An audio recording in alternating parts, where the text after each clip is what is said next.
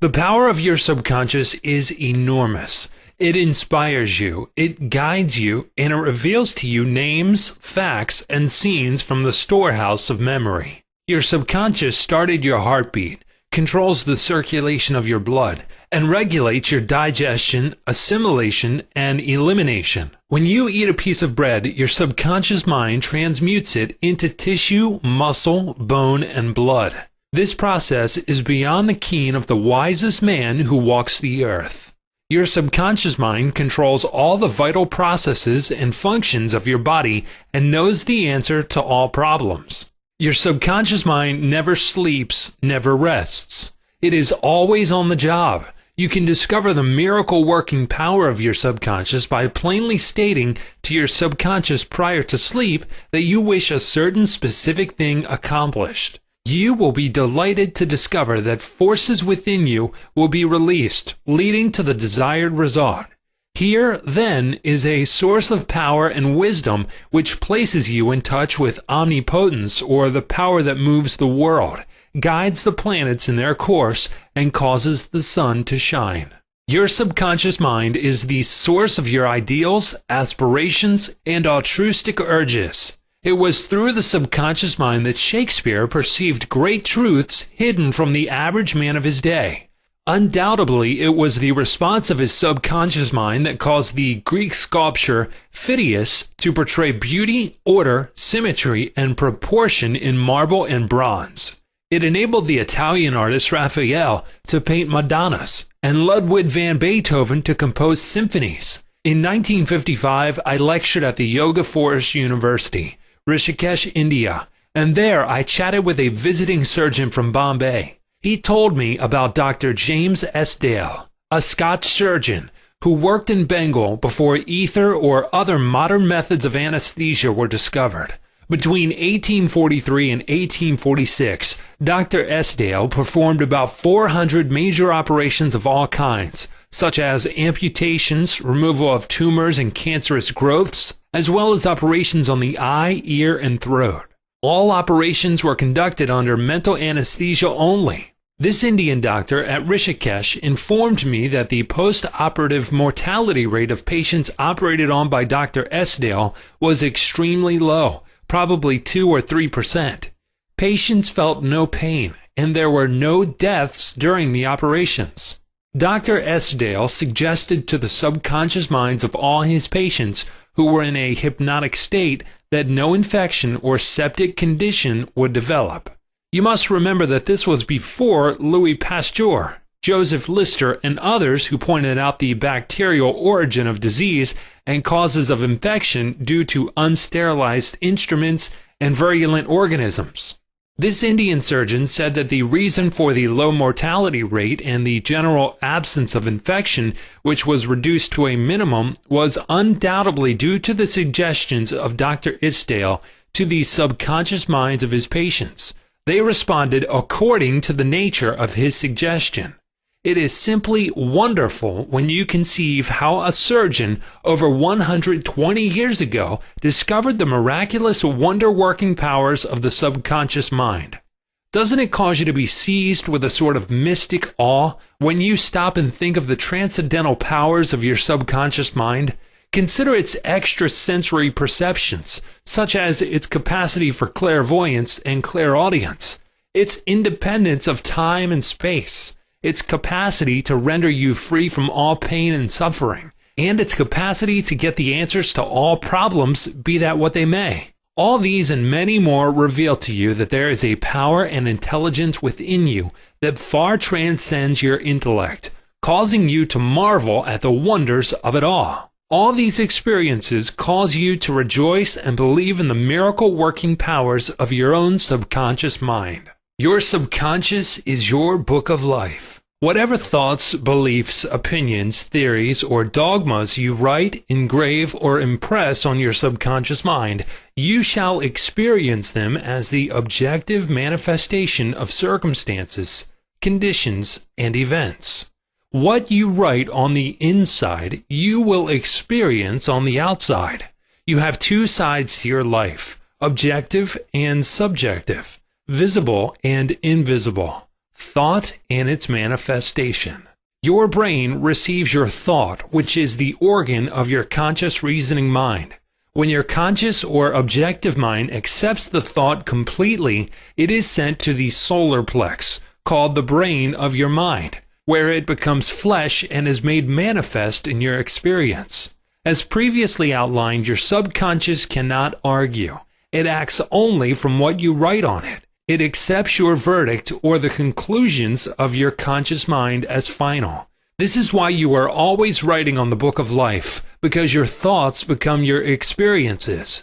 The American essayist Ralph Waldo Emerson said, "Man is what he thinks all day long." What is impressed in the subconscious is expressed. William James, the father of American psychology, said that the power to move the world is in your subconscious mind. Your subconscious mind is one with infinite intelligence and boundless wisdom. It is fed by hidden springs and is called the law of life. Whatever you impress upon your subconscious mind, the latter will move heaven and earth to bring it to pass. You must, therefore, impress it with right ideas and constructive thoughts. The reason there is so much chaos and misery in the world is because people do not understand the interaction of their conscious and subconscious minds. When these two principles work in accord, in concord, in peace, and synchronously together, you will have health, happiness, peace, and joy. There is no sickness or discord when the conscious and subconscious work together harmoniously and peacefully. The tomb of Hermes was opened with great expectancy and a sense of wonder because people believed that the greatest secret of the ages was contained therein. The secret was as within, so without, as above, so below. In other words, whatever is impressed in your subconscious mind is expressed on the screen of space. This same truth was proclaimed by Moses, Isaiah, and all the illumined seers of the ages. Whatever you feel as true subjectively is expressed as conditions, experiences, and events. Motion and emotion must balance. As in heaven, your own mind, so on earth, in your body and environment. This is the great law of life. You will find throughout all nature the law of action and reaction, of rest and motion. These two must balance. Then there will be harmony and equilibrium. You are here to let the life principle flow through you rhythmically and harmoniously. The intake and the outgo must be equal. The impression and the expression must be equal. All your frustration is due to unfilled desire. If you think negatively, destructively, and viciously, these thoughts generate destructive emotions which must be expressed and find an outlet. These emotions, being of a negative nature, are frequently expressed as ulcers, heart trouble, tensions, and anxieties. What is your idea or feeling about yourself now? Every part of your being expresses that idea. Your vitality, body, financial status, friends, and social status represent a perfect reflection of the idea you have of yourself. This is the real meaning of what is impressed in your subconscious mind, and which is expressed in all phases of your life. We injure ourselves by the negative ideas which we entertain. How often have you wounded yourself by getting angry, fearful, jealous, or vengeful? These are the poisons that enter your subconscious mind. You were not born with these negative attitudes. Feed your subconscious mind life-giving thoughts and you will wipe out all the negative patterns lodged therein. As you continue to do this, all the past will be wiped out and remembered no more. The subconscious heals a malignancy of the skin. A person healing will ever be the most convincing evidence of the healing power of the subconscious mind. Over 40 years ago, I resolved a malignancy of skin through prayer. Medical therapy had failed to check the growth, and it was getting progressively worse. A clergyman with a deep psychological knowledge explained to me the inner meaning of the 139th Psalm, wherein it says, "In thy book all my members were written, which in continuance were fashioned, when as yet there was none of them." He explained that the term book meant my subconscious mind, which fashioned and molded all my organs from an invisible cell. He also pointed out that inasmuch as my subconscious mind made my body, it could also recreate it and heal it according to the perfect pattern within it. This clergyman showed me his watch and said, "This had a maker, and the watchmaker had to have the idea first in mind before the watch became an objective reality. And if this watch was out of order, the watchmaker could fix it." My friend reminded me that the subconscious intelligence which created my body was like a watchmaker, and it also knew exactly how to heal, restore, and direct all the vital functions and processes of my body, but that I had to give it the perfect idea of health. This would act as cause, and the effect would be a healing. I prayed in a very simple way as follows. My body and all its organs were created by the infinite intelligence in my subconscious mind. It knows how to heal me. Its wisdom fashioned all my organs, tissues, muscles, and bones. This infinite healing presence within me is now transforming every atom of my being, making me whole and perfect now. I give thanks for my healing I know is taking place now. Wonderful are the works of the creative intelligence within me. I prayed aloud for about 5 minutes 2 or 3 times a day, repeating the above simple prayer. In about 3 months, my skin was whole and perfect. As you can see, all I did was give life-giving patterns of wholeness, beauty, and perfection to my subconscious mind, thereby obliterating the negative images and patterns of thought lodged in my subconscious mind, which were the cause of all my trouble. Nothing appears on your body except when the mental equivalent is first in your mind, and as you change your mind by drenching it with incandescent affirmatives, you change your body. This is the basis of all healing. Marvelous are thy works, and that my soul, subconscious mind, knoweth right well. Psalm 139:14. How the subconscious controls all functions of the body. While you are awake or sound asleep upon your bed, the ceaseless, tireless action of your subconscious mind controls all the vital functions of your body without the help of your conscious mind.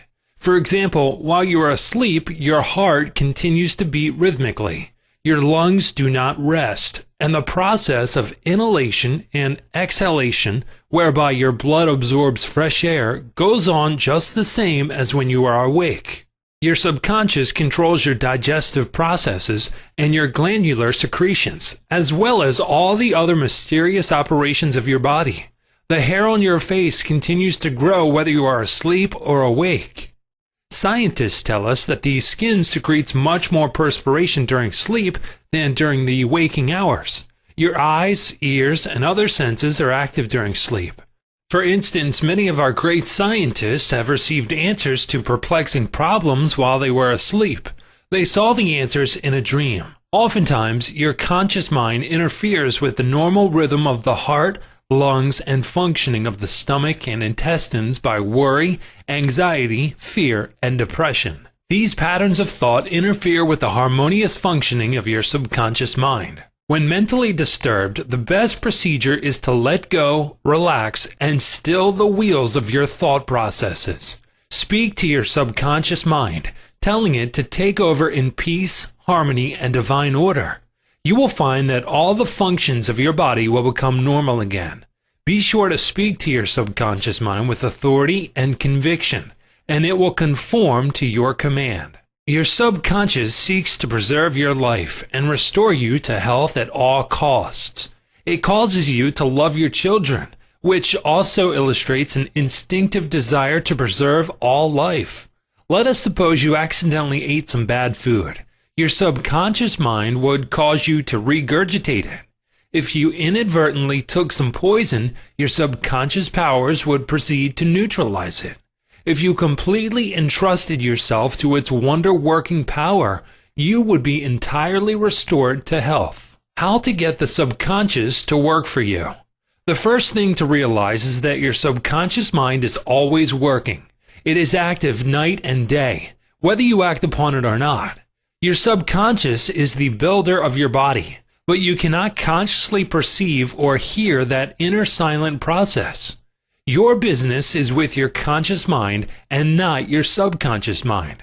Just keep your conscious mind busy with the expectation of the best, and make sure the thoughts you habitually think are based on whatever things are lovely, true, just, and of good report. Begin now to take care of your conscious mind, knowing in your heart and soul that your subconscious mind is always expressing, reproducing, and manifesting according to your habitual thinking.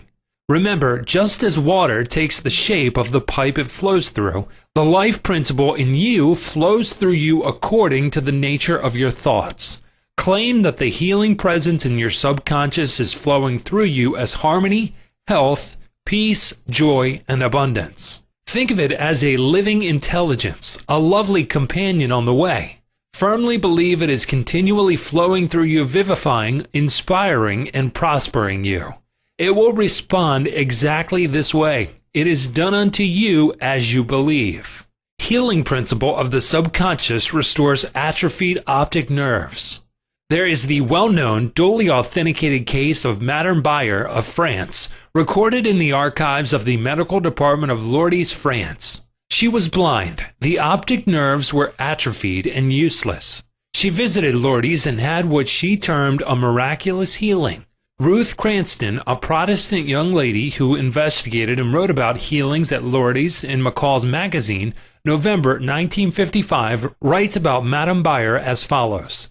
At Lourdes, she regained her sight incredibly, with the optic nerves still lifeless and useless, as several doctors could testify after repeated examinations. A month later, upon re-examination, it was found that the seeing mechanism had been restored to normal. But at first, so far as medical examination could tell, she was seeing with dead eyes. I have visited Lourdes several times where I, too, witnessed some healings, and of course, as we shall explain in the next chapter, there is no doubt that healings take place at many shrines throughout the world, Christian and non-Christian. The waters of the shrine did not heal Madame Bayer, to whom we just referred, but by her own subconscious mind which responded to her belief. The healing principle within her subconscious mind responded to the nature of her thought. Belief is a thought in the subconscious mind. It means to accept something as true.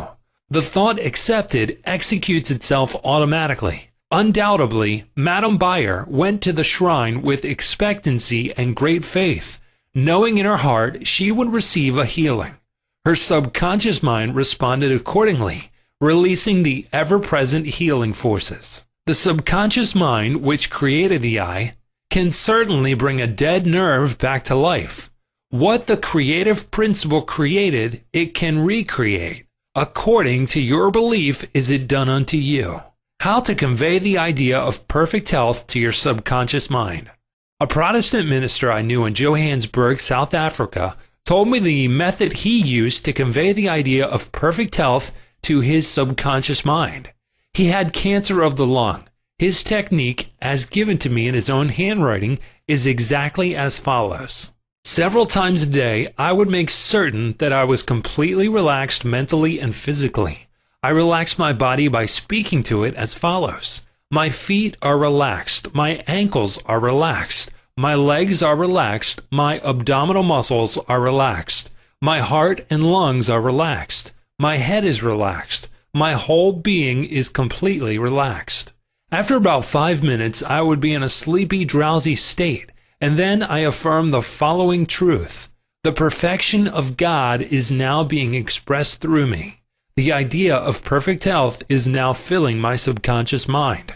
The image God has of me is a perfect image, and my subconscious mind recreates my body in perfect accordance with the perfect image held in the mind of God. This minister had a remarkable healing. This is a simple, easy way of conveying the idea of perfect health to your subconscious mind.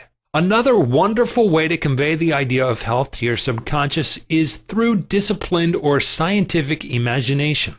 I told a man who was suffering from functional paralysis to make a vivid picture of himself walking around in his office, touching the desk, answering the telephone, and doing all the things he ordinarily would do if he were healed. I explained to him that this idea and mental picture of perfect health would be accepted by his subconscious mind. He lived the role and actually felt himself back in the office. He knew that he was giving his subconscious mind something definite to work upon. His subconscious mind was the film upon which the picture was impressed. One day, after several weeks of frequent conditioning of the mind with this mental picture, the telephone rang by prearrangement and kept ringing while his wife and nurse were out. The telephone was about 12 feet away, but nevertheless he managed to answer it. He was healed at that hour. The healing power of his subconscious mind responded to his mental imagery, and a healing followed. This man had a mental block which prevented impulses from the brain reaching his legs. Therefore, he said he could not walk. When he shifted his attention to the healing power within him, the power flowed through, his focused attention enabling him to walk. Whatsoever ye shall ask in prayer, believing, ye shall receive. Down through the ages, men of all nations have somehow instinctively believed that somewhere there resided a healing power which could restore to normal the functions and sensations of man's body. They believed that this strange power could be invoked under certain conditions, and that the alleviation of human suffering would follow. The history of all nations presents testimony in support of this belief. In the early history of the world, the power of secretly influencing men for good or evil, including the healing of the sick, was said to be possessed by the priests and holy men of all nations. Healing of the sick was supposed to be a power derived directly by them from God, and the procedures and processes of healing varied throughout the world. The healing processes took the form of supplications to God attended by various ceremonies, such as the laying on of hands, incantations, the application of amulets, talismans, rings, relics, and images. For example, in the religions of antiquity, priests in the ancient temples gave drugs to the patient and practiced hypnotic suggestions prior to the patient's sleep, telling him that the gods would visit him in his sleep and heal him. Many healings followed. Obviously, all this was the work of potent suggestions to the subconscious mind.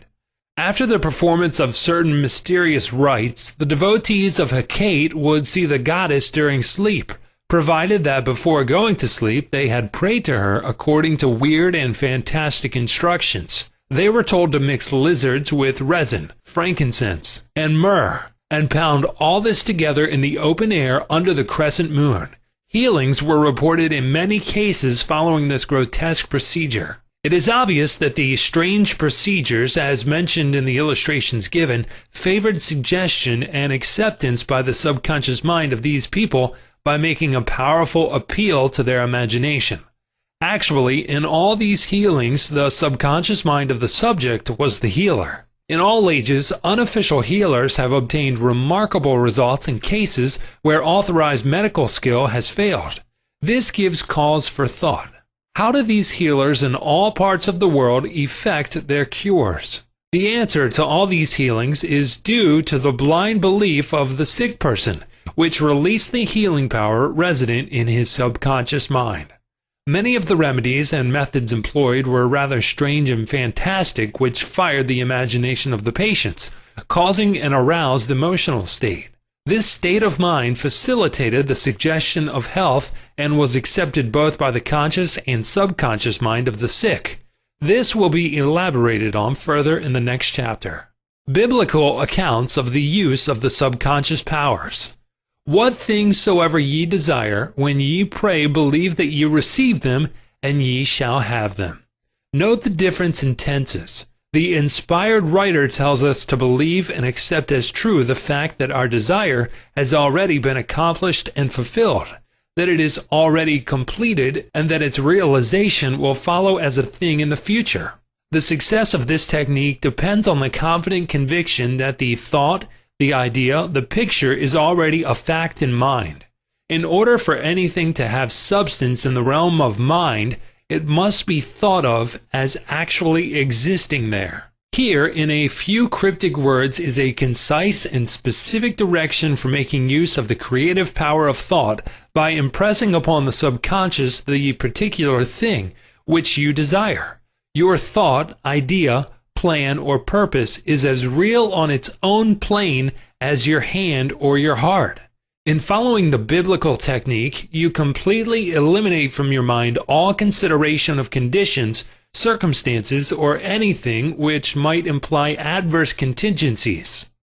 You are planting a seed, a concept, in the mind which, if you leave it undisturbed, will infallibly germinate into external fruition. The prime condition is faith. Over and over again you read in the Bible, according to your faith is it done unto you. If you plant certain types of seeds in the ground, you have faith they will grow after their kind.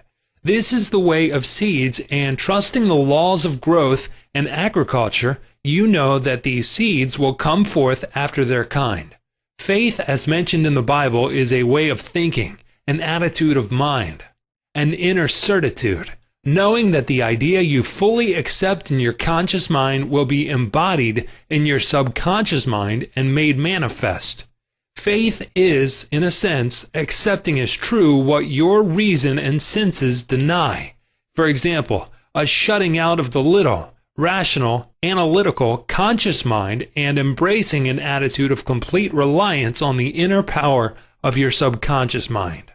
Miracles at various shrines throughout the world.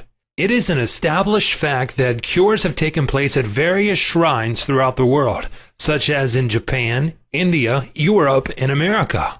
I have visited several of the famous shrines in Japan. At the world-famous shrine called Daibutsu is a gigantic divinity of bronze where Buddha is seated with folding hands, and the head is inclined in an attitude of profound contemplative ecstasy. It is 42 feet in height, and is called the Great Buddha. Here I saw young and old making offerings at its feet. Money, fruit, rice, and oranges were offered. Candles were lit, incense was burned, and prayers of petition recited. The guide explained the chant of a young girl as she murmured a prayer, bowed low, and placed 2 oranges as an offering. She also lit a candle. He said she had lost her voice and it was restored at the shrine. She was thanking Buddha for restoring her voice. She had the simple faith that Buddha would give her back her singing voice if she followed a certain ritual, fasted, and made certain offerings. All this helped to kindle faith and expectancy, resulting in a conditioning of her mind to the point of belief. Her subconscious mind responded to her belief. To illustrate further the power of imagination and blind belief, I will relate the case of a relative of mine who had tuberculosis. His lungs were badly diseased. His son decided to heal his father. He came home to Perth, Western Australia, where his father lived, and said to him that he had met a monk who had returned from one of the healing shrines in Europe.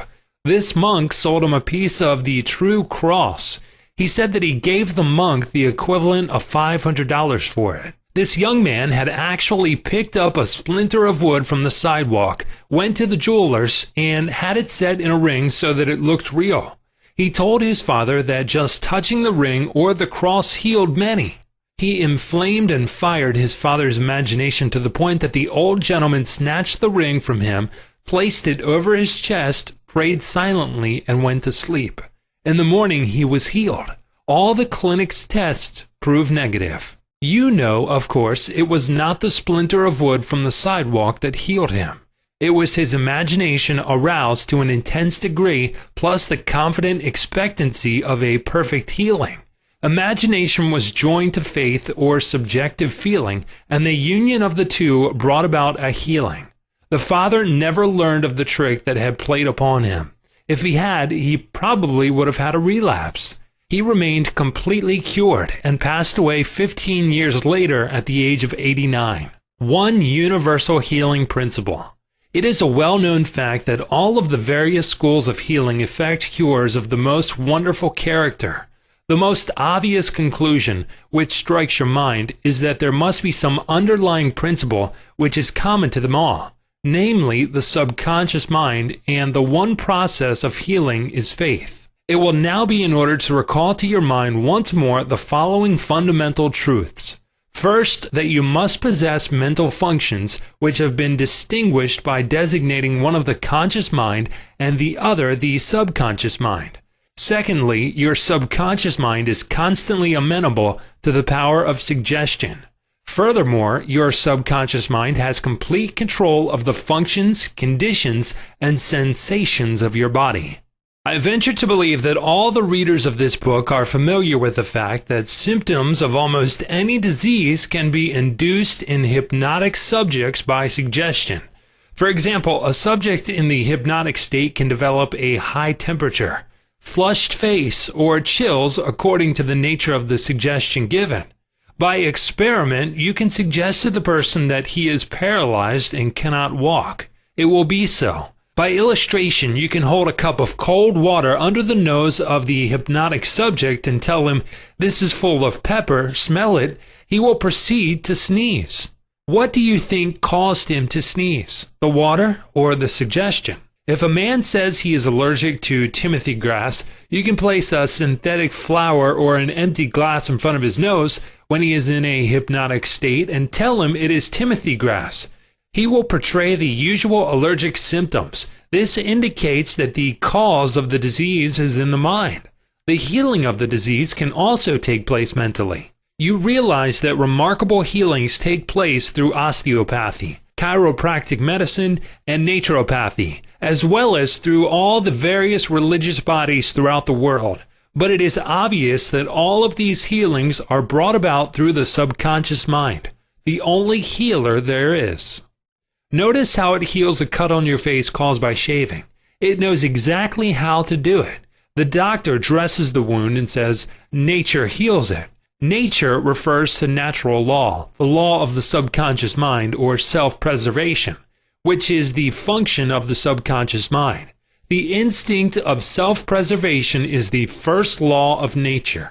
Your strongest instinct is the most potent of all autosuggestions. Widely different theories. It would be tedious and unprofitable to discuss to any great extent the numerous theories advanced by different religious sects and prayer therapy groups. There are a great number who claim that because their theory produces results, it is, therefore, the correct one. This, as explained in this chapter, cannot be true. You are aware that there are all types of healings. Franz Anton Mesmer, an Australian physician from 1734 to 1815, who practiced in Paris, discovered that by applying magnets to the diseased body, he could cure that disease miraculously. He also performed cures with various other pieces of glass and metals. He discontinued this form of healing and claimed that his cures were due to animal magnetism, theorizing that his substance was projected from the healer to the patient. His method of treating disease from then on was by hypnotism, which was called mesmerism in his day. Other physicians said that all his healings were due to suggestion and nothing else. All of these groups, such as psychiatrists, psychologists, osteopaths, chiropractors, physicians, and all the churches are using the one universal power resident in the subconscious mind. Each may proclaim the healings are due to their theory. The process of all healing is a definite, positive mental attitude, an inner attitude, or a way of thinking called faith. Healing is due to a confident expectancy, which acts as a powerful suggestion to the subconscious mind, releasing its healing potency. One man does not heal by a different power than another. It is true he may have his own theory or method. There is only one process of healing, and that is faith. There is only one healing power, namely your subconscious mind. Select the theory and method you prefer. You can rest assured if you have faith, you shall get results. Views of Paracelsus. Philippus Paracelsus, a famous Swiss alchemist and physician who lived from 1493 to 1541, was a great healer in his day. He stated what is now an obvious scientific fact when he uttered these words: "Whether the object of your faith be real or false, you will nevertheless obtain the same effects." Thus, if I believed in St. Peter's statue as I should have believed in St. Peter himself, I shall obtain the same effects that I should have obtained from St. Peter. But that is superstition. Faith, however, produces miracles, and whether it is true or false faith, it will always produce the same wonders. The views of Paracelsus were also entertained in the 16th century by Pietro Pomponazzi, an Italian philosopher and contemporary of Paracelsus, who said, "We can easily conceive the marvelous effects which confidence and imagination can produce, particularly when both qualities are reciprocated between the subjects and the person who influences them. The cures attributed to the influence of certain relics are the effect of their imagination and confidence. Quacks and philosophers know that if the bones of any skeleton were put in place of the saint's bones, the sick would nonetheless experience beneficial effects, if they believed that they were veritable relics. Then, if you believe in the bones of saints to heal, or if you believe in the healing power of certain waters, you will get results because of the powerful suggestion given to your subconscious mind. It is the latter that does the healing." Burnheim's experiments. Hippolyte Burnheim, professor of medicine at Nancy, France from 1910 to 1919, was the expounder of the fact that the suggestion of the physician to the patient was exerted through the subconscious mind. Burnheim, in his Suggestive Therapeutics, page 197, tells a story of a man with paralysis of the tongue which had yielded to no form of treatment. His doctor told the patient that he had a new instrument with which he promised to heal him. He introduced a pocket thermometer into the patient's mouth. The patient imagined it to be the instrument which was to save him. In a few moments he cried out joyfully that he could once more move his tongue freely. "Among our cases," continues Burnheim, "facts of the same sort will be found. A young girl came into my office having suffered from complete loss of speech for nearly 4 weeks. After making sure of the diagnosis, I told my students that loss of speech sometimes yielded instantly to electricity, which might act simply by its suggestive influence. I sent for the induction apparatus. I applied my hand over the larynx and moved a little and said, 'Now you can speak aloud.' In an instant I made her saw A, then B, then Maria. She continued to speak distinctively. The loss of voice had disappeared." Here Burnheim is showing the power of faith and expectancy on the part of the patient, which acts as a powerful suggestion to the subconscious mind. Producing a blister by suggestion. Burnheim states that he produced a blister on the back of a patient's neck by applying a postage stamp and suggesting to the patient that it was a fly plaster. This has been confirmed by the experiments and experiences of many doctors in many parts of the world, which leave no doubt that structural change are a possible result of oral suggestion to patients. The cause of bloody stigmata. In Hudson's Law of Psychic Phenomena, page 153, he states, "Hemorrhages and bloody stigmata are induced in certain subjects by means of suggestion." Dr. M. Baru put a subject into the somnambulistic condition and gave him the following suggestion. "At 4 o'clock this afternoon, after the hypnosis, you will come into my office, sit down in the armchair, cross your arms upon your breast, and your nose will begin to bleed." At the hour appointed, the young man did as directed. Several drops of blood came from the left nostril. On another occasion, the same investigator traced the patient's name on both his forearms with the dull point of an instrument. Then, when the patient was in the somnambulistic condition, he said, "At 4 o'clock this afternoon, you will go to sleep and your arms will bleed along the lines which I have traced, and your name will appear written on your arms in letters of blood." He was watched at 4 o'clock and seen to fall asleep. On the left arm the letters stood out in bright relief, and in several places there were drops of blood. The letters were still visible 3 months afterward, although they had gradually grown faint. These facts demonstrate at once the correctness of the 2 fundamental propositions previously stated, namely the constant amenability of the subconscious mind to the power of suggestion and the perfect control which the subconscious mind exercises over the functions, sensations, and conditions of the body. All the foregoing phenomena dramatize vividly abnormal conditions induced by suggestion, and are conclusive proof that as a man thinketh in his heart, subconscious mind, so is he. Everyone is definitely concerned with the healing of bodily conditions and human affairs. What is it that heals? Where is this healing power? These are questions asked by everyone. The answer is that this healing power is the subconscious mind of each person, and a changed mental attitude on the part of the sick person releases this healing power.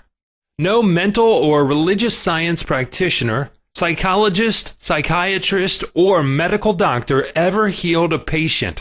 There is an old saying, the doctor dresses the wound, but God heals it. The psychologist or psychiatrist proceeds to remove the mental blocks in the patient so that the healing principle may be released, restoring the patient to health. Likewise, the surgeon removes the physical block, enabling the healing currents to function normally.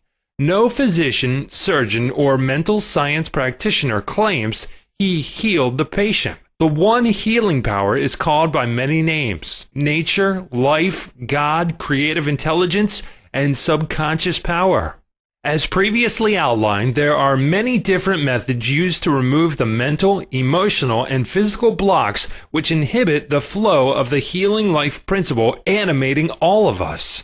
The healing principle resident in your subconscious mind can and will, if properly directed by you or some other person, heal your mind and body of all disease.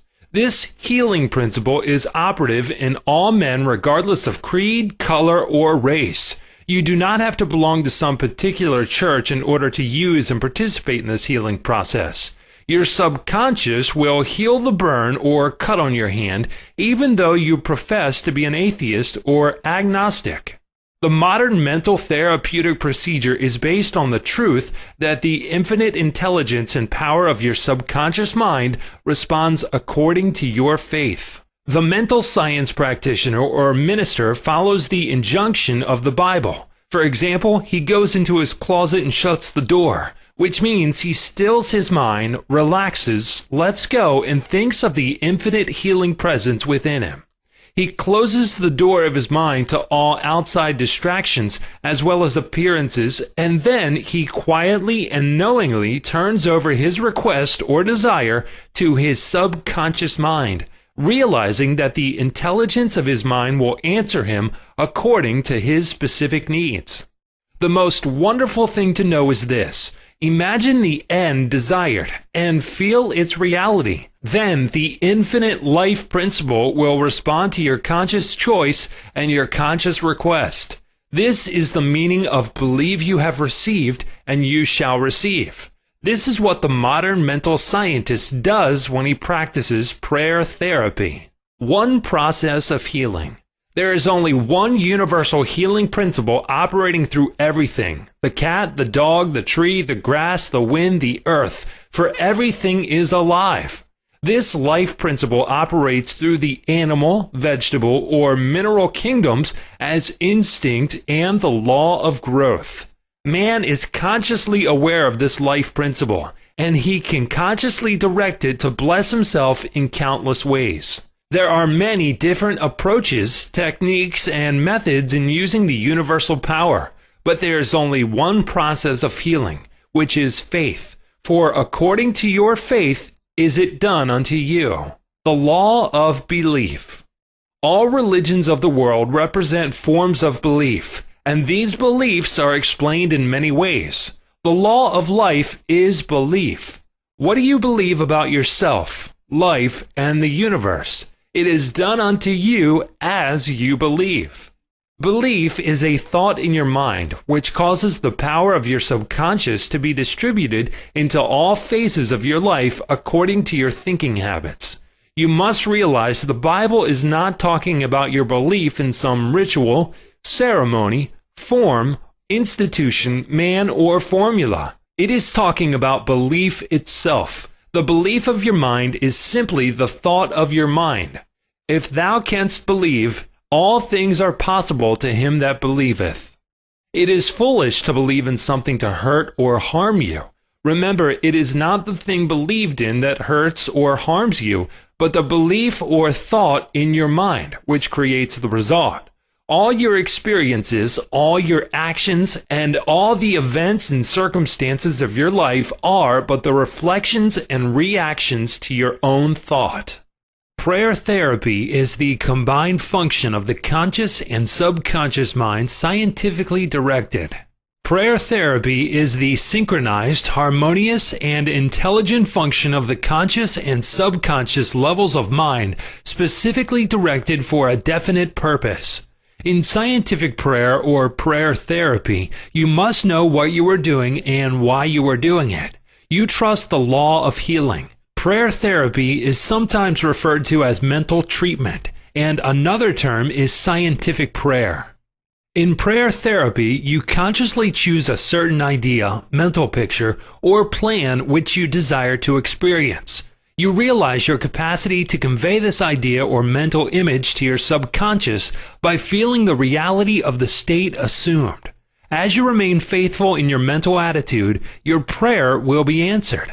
Prayer therapy is a definite mental action for a definite specific purpose. Let us suppose that you decide to heal a certain difficulty by prayer therapy. You are aware that your problem or sickness, whatever it may be, must be caused by negative thoughts charged with fear and lodged in your subconscious mind, and that if you can succeed in cleansing your mind of these thoughts, you will get a healing. You therefore turn to the healing power within your own subconscious mind and remind yourself of its infinite power and intelligence and its capacity to heal all conditions. As you dwell on these truths, your fear will begin to dissolve, and your recollection of these truths also corrects the erroneous beliefs. You give thanks for the healing that you know will come, and then you keep your mind off the difficulty until you feel guided, after an interval, to pray again. While you are praying, you absolutely refuse to give any power to the negative conditions or to admit for a second that the healing will not come. This attitude of mind brings about the harmonious union of the conscious and subconscious mind, which releases the healing power. Faith healing. What it means and how blind faith works. What is popularly termed faith healing is not the faith mentioned in the Bible, which means knowledge of the interaction of the conscious and subconscious mind.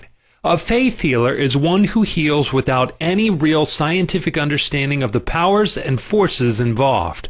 He may claim that he has a special gift of healing, and the sick person's blind belief in him or his powers may bring results. The voodoo doctor in South Africa and other parts of the world may heal by incantations, or touching the so-called bones of saints, or anything else may heal a person, which causes the patients to honestly believe in the method or process. Any method which causes you to move from fear and worry to faith and expectancy will heal. There are many persons, each of whom claims that because his personal theory produces results, it is, therefore, the correct one. This, as already explained in this chapter, cannot be true. To illustrate how blind faith works, you will recall our discussion of the Swiss physician, Franz Anton Mesmer. In 1776, he claimed many cures when he stroked diseased bodies with artificial magnets. Later on, he threw away his magnets and evolved the theory of animal magnetism. This he held to be a fluid, which pervades the universe, but is most active in the human organism. He claimed that this magnetic fluid which was going forth from him to his patients healed them. People flocked to him, and many wonderful cures were effected.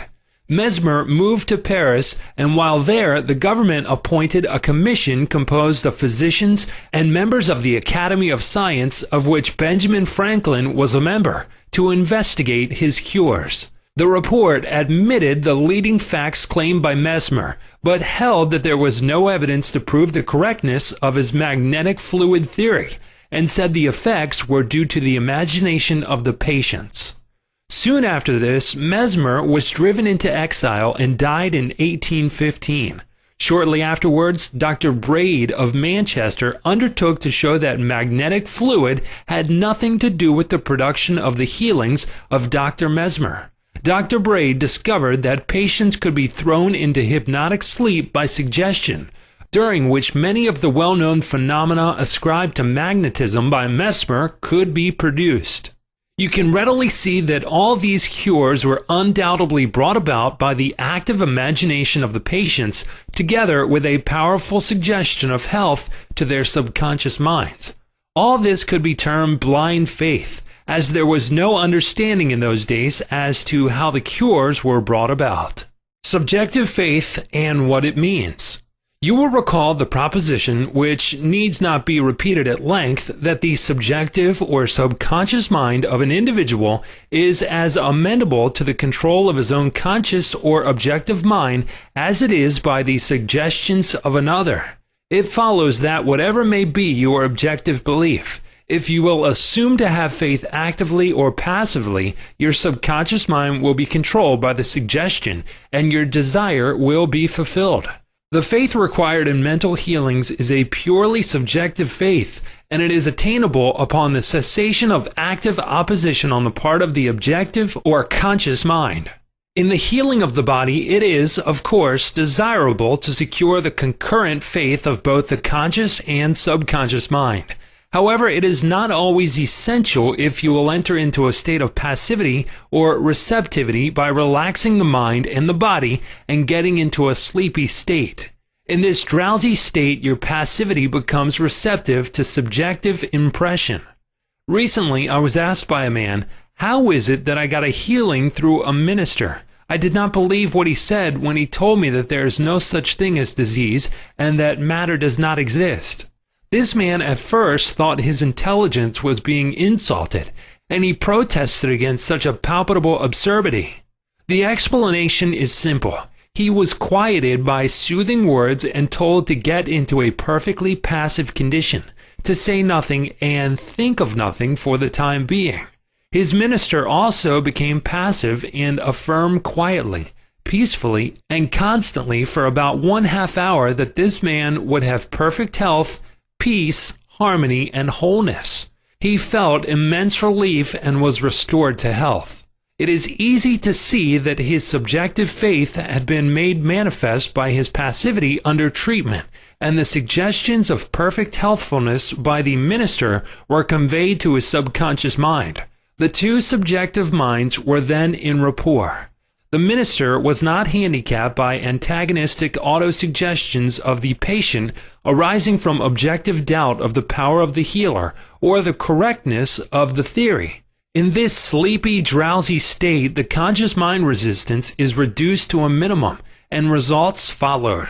The subconscious mind of the patient, being necessarily controlled by such suggestion, exercised its functions in accordance therewith, and a healing followed. The meaning of absent treatment. Suppose you learned that your mother was sick in New York City and you lived in Los Angeles. Your mother would not be physically present where you are, but you could pray for her. It is the Father within which doeth the work. The creative law of mind, subconscious mind, serves you and will do the work. Its response to you is automatic. Your treatment is for the purpose of inducing an inner realization of health and harmony in your mentality. This inner realization, acting through the subconscious mind, operates through your mother's subconscious mind, as there is but one creative mind. Your thoughts of health, vitality, and perfection operate through the one universal subjective mind, and set a law in motion on the subjective side of life, which manifests through her body as a healing. In the mind principle, there is no time or space. It is the same mind that operates through your mother no matter where she may be.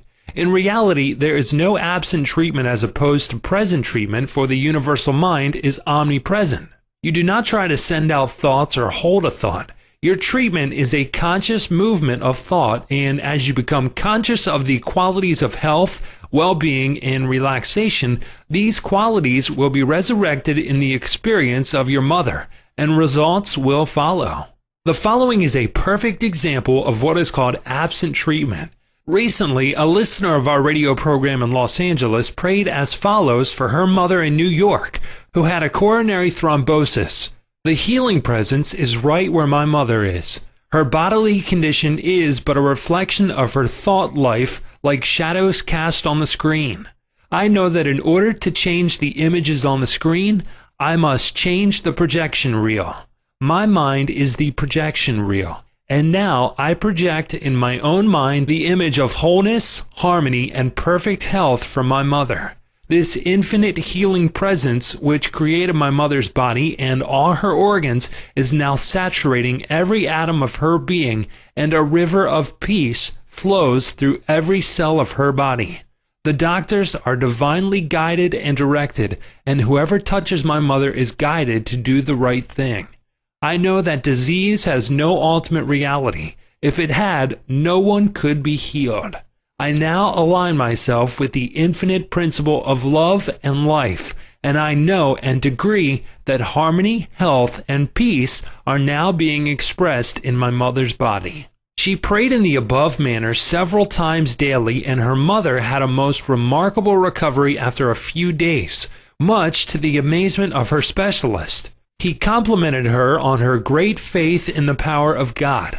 The conclusion arrived at in the daughter's mind set the creative law of mind in motion on the subjective side of life, which manifested itself through her mother's body as perfect health and harmony. What the daughter felt as true about her mother was simultaneously resurrected in the experience of her mother, releasing the kinetic action of the subconscious mind. A psychologist friend of mine told me that one of his lungs was infected. X-rays and analysis showed the presence of tuberculosis. At night, before going to sleep, he would quietly affirm, "Every cell, nerve, tissue, and muscle of my lungs are now being made whole, pure, and perfect. My whole body is being restored to health and harmony." These are not his exact words, but they represent the essence of what he affirmed. A complete healing followed in about a month's time. Subsequent X-rays showed a perfect healing. I wanted to know his method, so I asked him why he repeated the words prior to sleep. Here is his reply. The kinetic action of the subconscious mind continues throughout your sleep time period. Hence, give the subconscious mind something good to work on as you drop off into slumber. This was a very wise answer. In thinking of harmony and perfect health, he never mentioned his trouble by name. I strongly suggest that you cease talking about your ailments or giving them a name. The only sap from which they draw life is your attention and fear of them. Like the above-mentioned psychologist, become a mental surgeon. Then your troubles will be cut off like dead branches are pruned from a tree.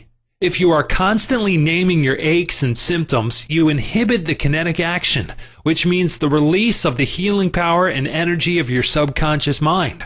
Furthermore, by the law of your own mind, these imaginings tend to take shape as the thing I greatly feared. Fill your mind with the great truths of life and walk forward in the light of love.